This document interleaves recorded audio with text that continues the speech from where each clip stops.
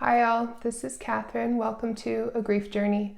If you haven't been here before, I created this channel to document my journey through grief after my 11-year-old daughter suddenly and unexpectedly died.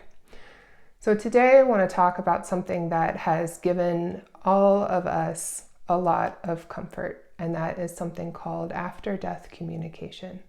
So I had an old friend reach out to me and ask, have you had any of these experiences after Kaya has passed? And my response was yes, actually, we've all had quite a few of these experiences with Kaya. And they've given us, sometimes a little bit of comfort, sometimes a lot more comfort in the journey through grief that we've been having. And so I thought it would be an interesting thing to talk about.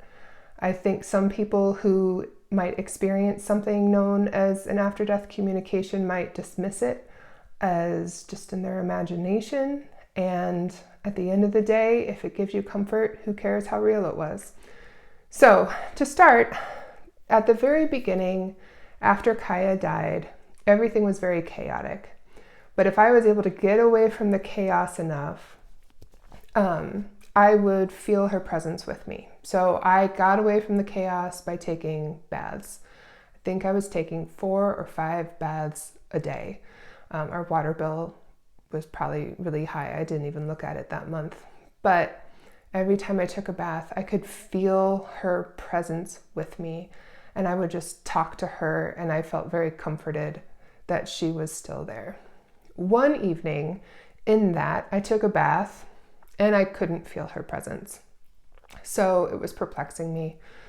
The next day, I got a call from her best friend, from Kaya's best friend's mom, who told me that her daughter felt Kaya the evening before. So when I could not feel Kaya, her best friend could feel Kaya. So that was kind of the first sense of experiences that we've had. Since then, we've also had very vivid dreams. They're not your typical dream. We didn't wake up and have the memory of the dream fade away. It still is very clear in our minds, these dreams that we've had where we've been able to be with Kaya. In the dream, we were still aware that she had died, and we were able to do things with her, have conversations with her, watch her play, watch her have joy again. And I would say for me, these dreams have been the most comforting after-death communication that I've gotten from Kaya. We've also had some things around the house.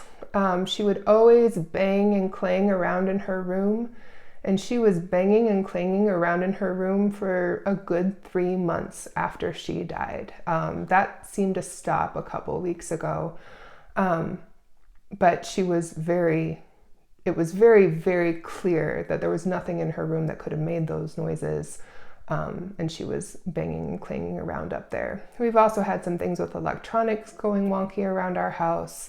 My husband, who I would say before all of this has happened, was the most skeptical among us of things like life after death and the eternity of a soul.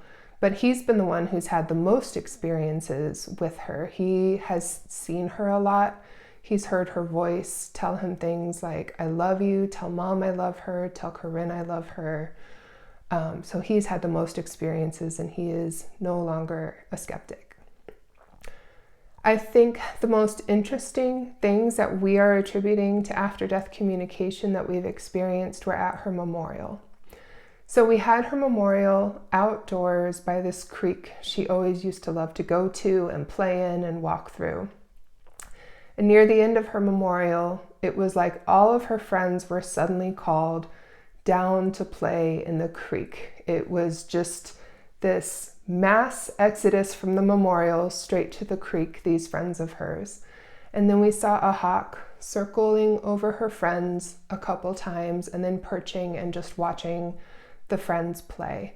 So we feel like that was Kaya calling them to go play in the creek and have some moments of joy after her memorial, which was very hard for all of them. Kaya was the kind of kid who kept friends around for years and years and years. And these are people that she had known for a very long time, and it was a very hard loss for them. So to see them able to experience that joy, we're pretty sure that was Kaya's doing. After her memorial, we went to spread her ashes, and we went to spread her ashes in a spot outdoors at night again. And a very dear friend of mine saw her first shooting star of her entire life the moment we spread the first part of her ashes.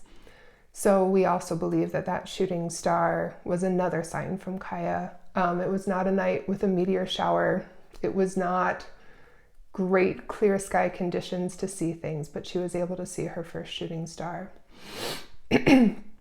So those are the experiences that we've had. Many people who have lost someone have similar stories, and I think many more people who have lost someone possibly experience something similar but dismiss it because they don't believe it could be true. And honestly, at the end of the day, I don't really care if they're true or not. They give us peace and help us move on. So if any of you out there are skeptics and someone is sharing an after-death communication experience with you, maybe it's a good idea to just express that you're happy that it's given them such peace and leave it at that, instead of trying to talk to them about why it might not be true, why it might just be in their head. But anyway, that aside, thank you for watching my channel. And if you have lost someone dear to you, my heart goes out to you, and I hope you can feel the love you have surrounding you.